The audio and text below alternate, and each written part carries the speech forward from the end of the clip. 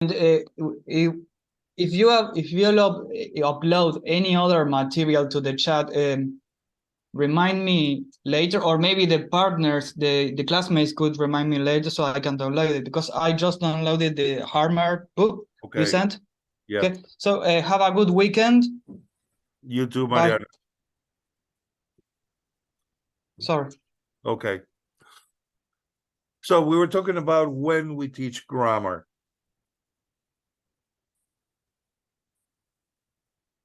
Well, just to dispel some myths, because there are many opinions about teaching or not teaching grammar. You can do traditional grammar instruction, and we know it doesn't work. The old tradition that, bueno, si queremos hablar de hábitos en el presente, usamos el simple present. Por ejemplo, usamos la persona, el verbo, si es he, she, or it con ese. That we know for sure that it doesn't work. But also, when the students say, pero teacher, ¿cómo es que se hace una oración así? And you tell them, no, eso lo vas a aprender, lo vas a adquirir vos solito. That doesn't work either.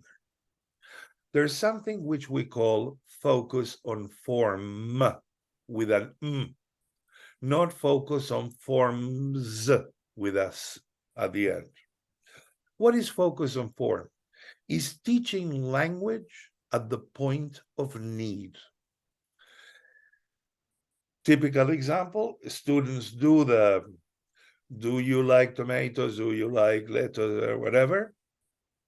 And you hear some of them saying, you like lettuce, you like tomato, you like eggplant, you like tofu. You don't interrupt them when they are communicating, right? But then you notice that. And so after they've done they discover which is the most popular healthy food in the class, etc., you say, okay, let's just review. What kind of questions did you ask? Who can ask me? Now you ask me about my healthy foods. And let's find out who I'm closest to. And then you say, but first, let's review. How do we ask the questions? We start like, do you like? What's your favorite? How much do you like? And you write them on the board. That is the moment when the students are going to go click. Ah, mira, tenía que ponerle el do adelante. And you explain. But this is something that emerged from the students' interaction, not something that you imposed on them. Is the other way around. Is the other way around the opposite of traditional grammar teaching, isn't it? Exactly. That we received something on the board, like an instructor, and then we were asked to, I don't know, create the question, make the question, or whatever. Imitate. And then after you have clarified, you have to give them the chance to practice, because just explaining does not do it. They need to be able to practice.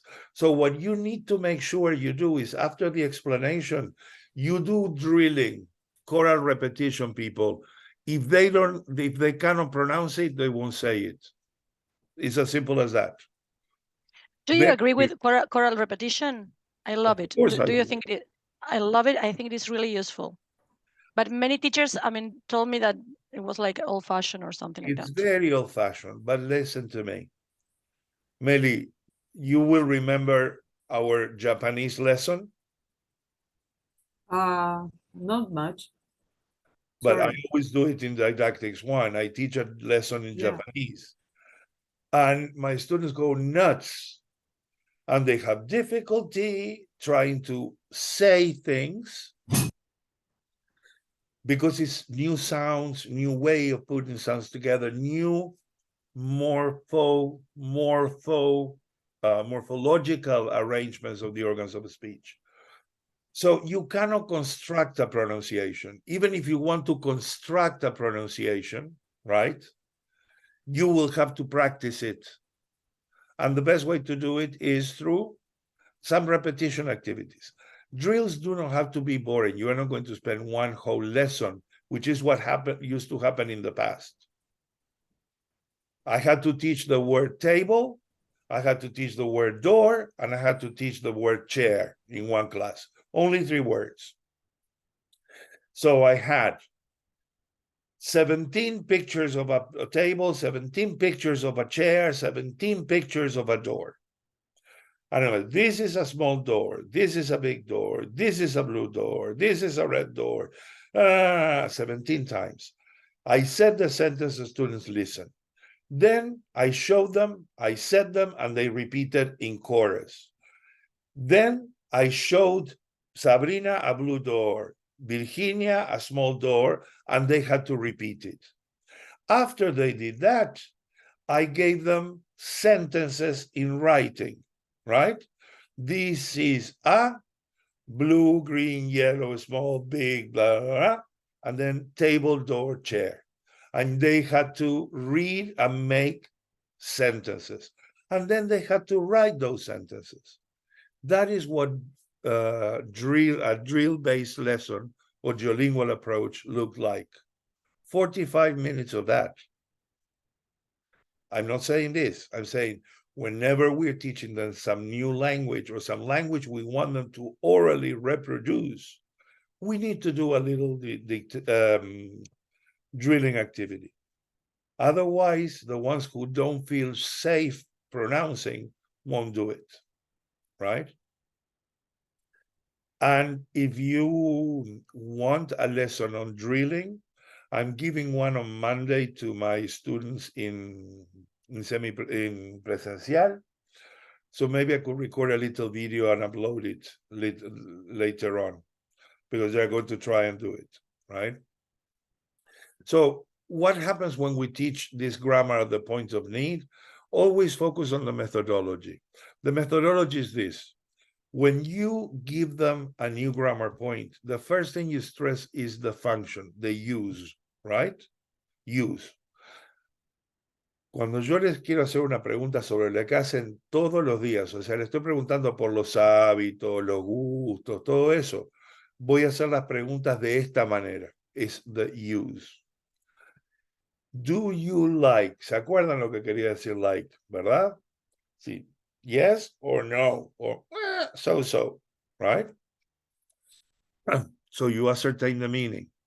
What's your favorite? Favorite, ¿se acuerdan? Es parecido a una palabra en español. ¿A qué palabra en español les parece que es parecida? Favorite. And so you ascertain meaning. So use, meaning, then pronunciation. Fíjense que yo escribo do, pero esto lo pronunciamos do. A ver, repitan, do. Do, igual que you. Do you. Do you like? Do you like? Do you like? You see? And the last thing you do is, bueno, a ver, ¿quién se anima a hacerme una pregunta a mí?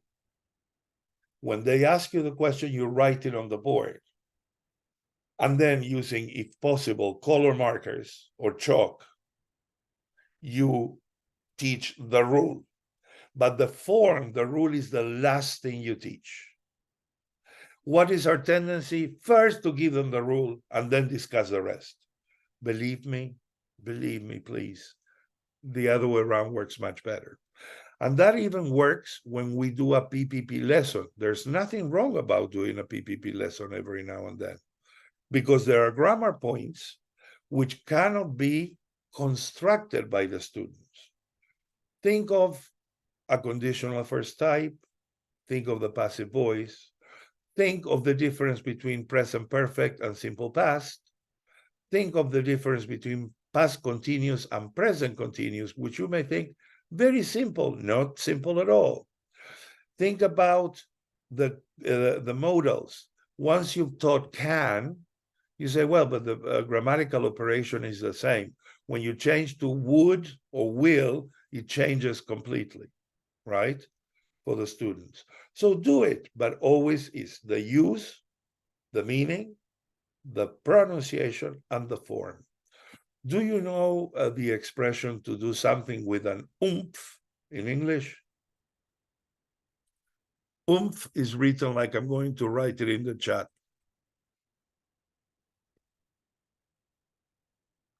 double O-M-P-H. With an oomph is with a bang, right? Do something with an oomph. Well, I'm asking you to teach language at the point of need with a different kind of oomph. Can you see it?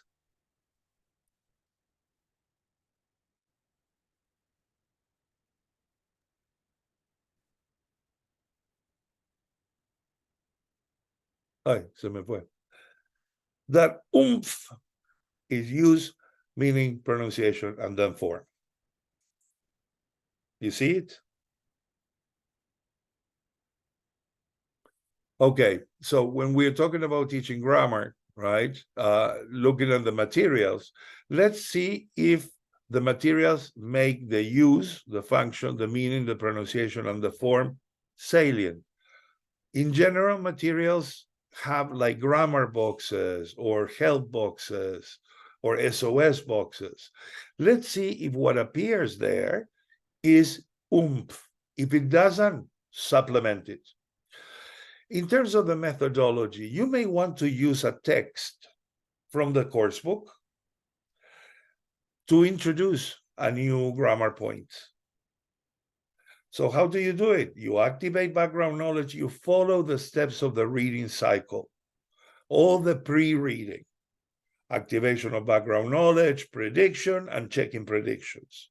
You do it systematically. And then once they read,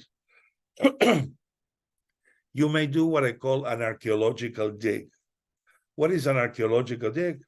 Well, you dig the text for examples of the language.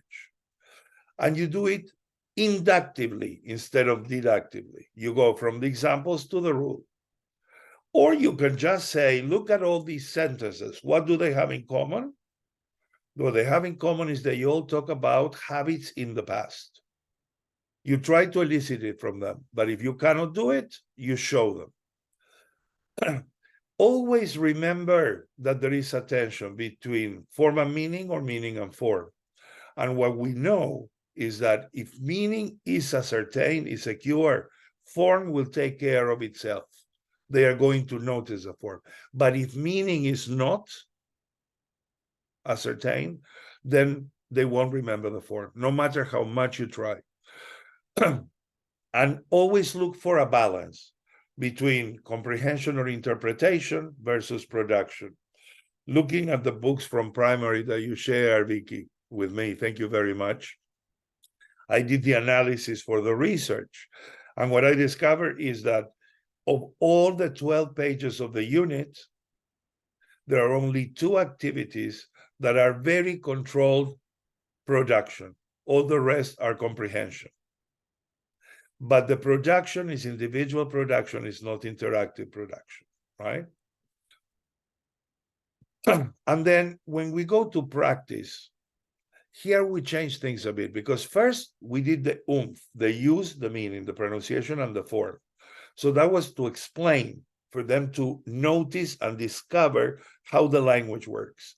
But when we go to practice, we start the other way around. We start with the form. Then we go to the meaning and the use. Because the practice is oriented at making automatic the form, right? So if you are doing controlled activities, like filling the blanks, like drills, like completing sentences, putting sentences in order, all those things, feel free to correct them as much as you want, because your emphasis there is on them mastering the form. But if they are talking, expressing, don't correct them there, because they are looking at meaning, right? And always, let's think of a communicative purpose and audience, even for a fill in the blanks. When we look at the writing activity that Ceci didn't do because she hadn't planned it and she didn't like it, that activity did not have a purpose. The purpose was write. And when do you write in real life? You write an email, you write a message, a text message, right? And you write it to an audience for a purpose. This was write a report on your friend's breakfast. Goodness me. Why? Why do I have to spend my time in the school writing about my friend's breakfast? There's no purpose there, right? Which affects, of course, the interest that students are going to have in the class.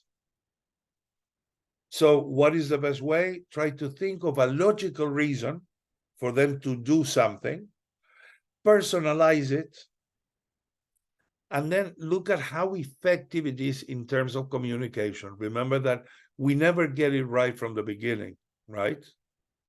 So here we have like a nugget of materials for grammar. Look at this slide whenever you're analyzing the grammar materials in the book and make the changes, omissions, additions, branching that is needed. Also, we have the skills materials that we mentioned, right? And by the way, I just put that, that's all folks for today. For listening and speaking, for listening and reading, remember the pre, the while, and the post. The post is also important because if you do the pre and the while and nothing else, it keeps dangling, right? I don't know if you have lessons learned, but in lessons learned, there are great pages. Let me do something because I hate this. There are great pages in lessons learned which are called plugin, right? And if you look at the plugins, you have a lot of ideas, and they are all practical materials.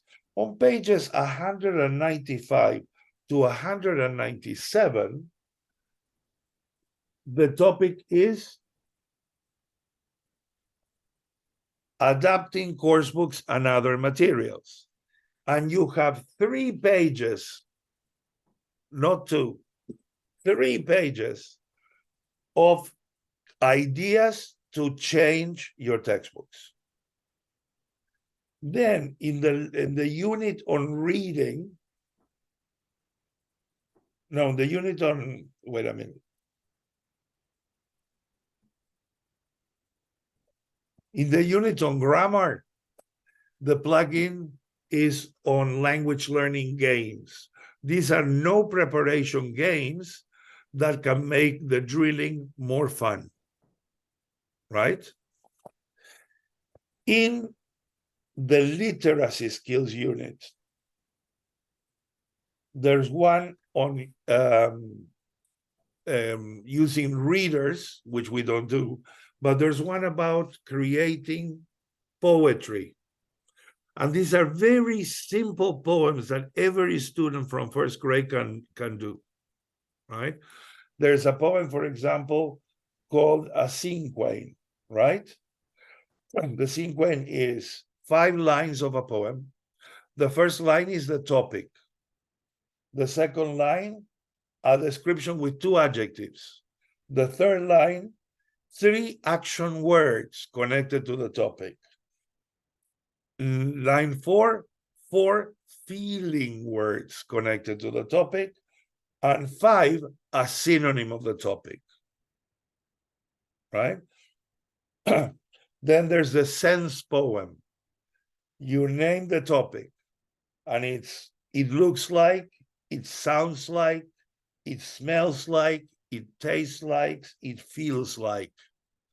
And they just add nouns. You get beautiful poems. There are like 7 more. So lots of ideas here for you to use, right? And I would really like to see some of them implemented in your classes. But always remember pre, while, and post, okay? All righty, questions? Yeah, I have questions about the midterm. Okay, give me a second. Okay. Questions about adapting the course books. There's no formula. These are just principles that can help you make informed decisions. And that's the important thing. When we do things, they have to be informed, okay? So any other questions about the adaptation of materials? go to lessons learned, look at the plugins. They are the all gray pages, and hopefully you will get some more ideas. Okay? Vicky. Lessons learned is only on Mercado Libre, or is it in any like bookshop? You can find it in the publisher directly, Santillana. Good. If you write to Santillana, they will send it to your home. But say that you are a student in Formación Docente because you get a discount. Good. I have another question, but it's about the visit, so I'll wait. Is it Okay. Santillana? Santillana. Why do I The have Richmond? Is it the same? Richmond is the English part of Santillana. But Okay. in the telephone directory, they appear as Santillana. So I have to contact Santillana. Do you Mhm. have any contact there, or should I search on the net? Paola. Okay. Wait a minute, because I don't remember. No, I'm looking for the telephone number or the email or something like that. Grupo Santillana. Paola Guevara. Okay, She's the person in charge of English. great. Thank you. Okay, so I'm going to stop recording now.